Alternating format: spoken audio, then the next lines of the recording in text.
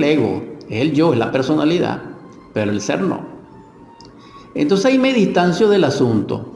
Ahora que existe las fuerzas opuestas en la naturaleza como adversidad y que operan tenebrosamente contra la obra, eso sí es cierto, pero eso está en manos de nuestro Padre Madre y del Padre Madre de toda paternidad y maternidad, que es el Sagrado Absoluto Solar y que es lo que el Cristo llama en el Pistis Sophia o en el Códice Aquehuani el INRI Mayor o el Gran Sabaoth.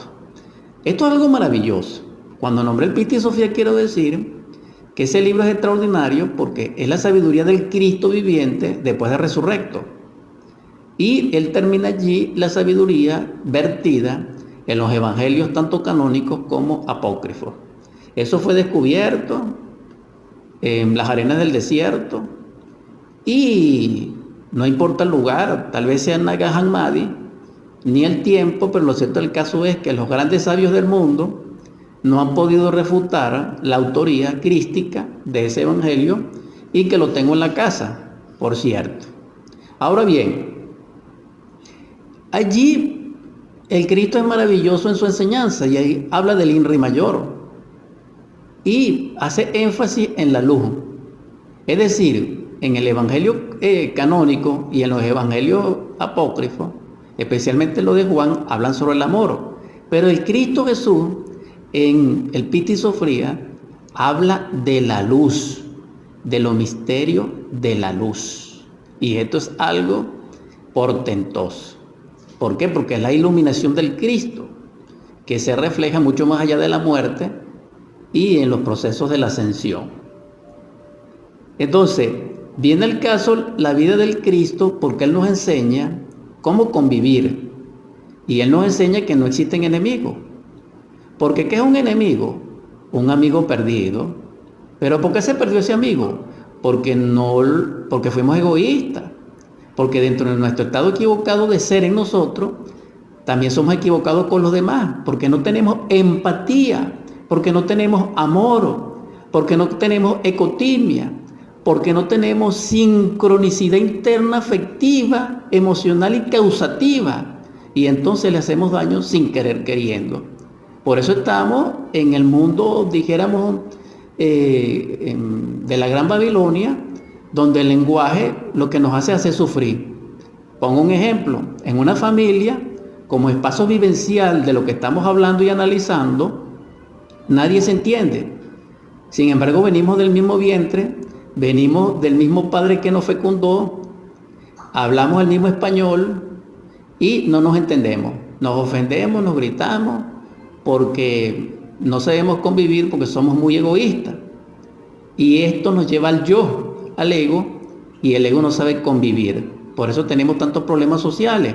Y por eso necesitamos construir humanidad en ese espacio tan necesario. ¿Por qué? Porque los conflictos cesarían.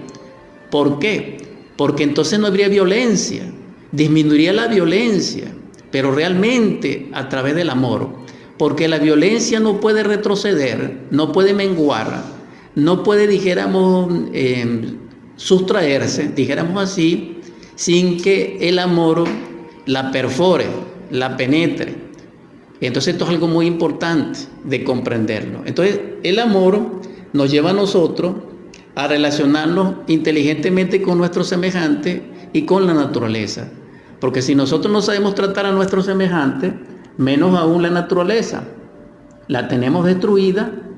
Imagínense, nosotros estamos en un estado tan equivocado, así estudiemos, y así tengamos los títulos que tengamos, que nuestra morada, que es el planeta Tierra, la tenemos destruida. Y la más insensatez es esta: vivimos del agua y la contaminamos, vivimos del aire y cortamos los árboles, etcétera. ¿Qué les parece a ustedes eso? ¿Somos muy inteligentes? ¿Dónde está el orgullo nuestro? ¿Dónde está nuestro nivel de ser? ¿Qué dice ese mundo de relaciones? Que estamos equivocados, que estamos soñando, aunque estemos engreídos. Total, nosotros, por nuestros actos equivocados, tenemos que enfrentar consecuencias equivocadas. No tenemos economía. Estamos pasando un momento difícil. No tenemos los alimentos necesarios en el hogar, en el país. Tenemos problemas económicos en el hogar y en el país. Vamos a revisar por qué.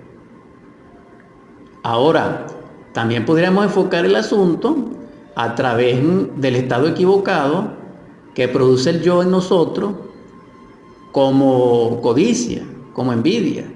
Esto es terrible, esto acaba en una economía, esto destruye una riqueza. Y si hablamos de la corrupción, ¿qué diremos? Tranquilo, ese es el punto al que me escucha. Estamos relacionados humanamente en forma correcta.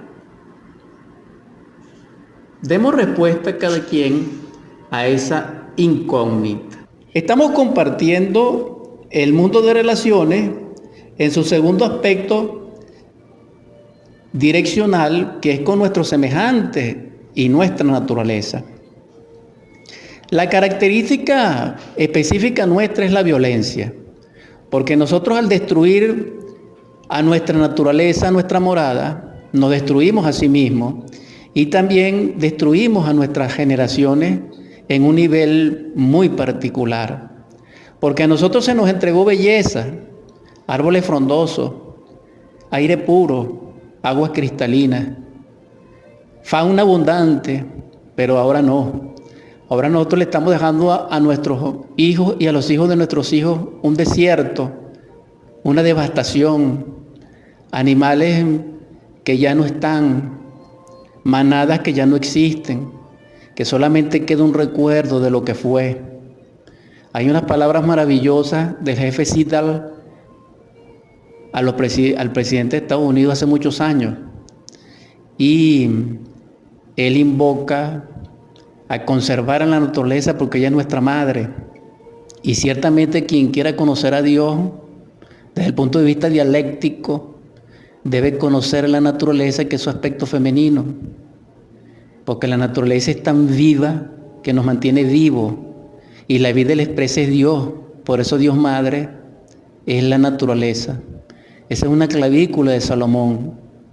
Quien ama la naturaleza tiene la posibilidad de edificar dentro de sí el templo del amor, al cual les llamo un llamado y les exhorto.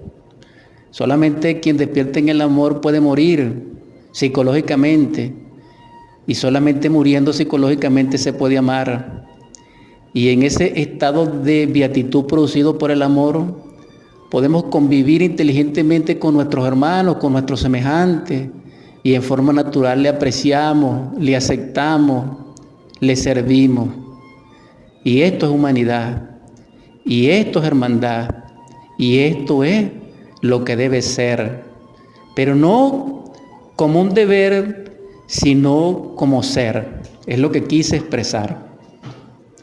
Ahora bien, cuando nosotros somos capaces de ver el error en nuestros hermanos y contemplarnos en él, y aplicamos la inteligencia crística, la nociología, en el aspecto, dijéramos, gnóstico, psicológicamente hablando, entonces nos daremos de cuenta que nosotros tenemos ese error dentro de nosotros y que nos vincula en el espacio relacional ese error.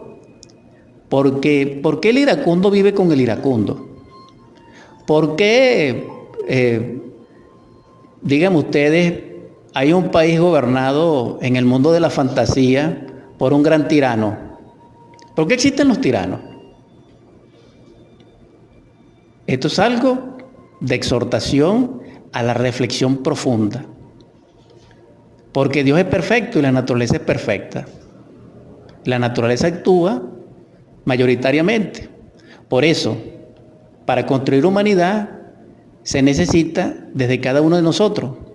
Porque solamente cuando la mayoría, cuando el 50 más 1 tengan humanidad, el resto se dará cuenta que la necesita.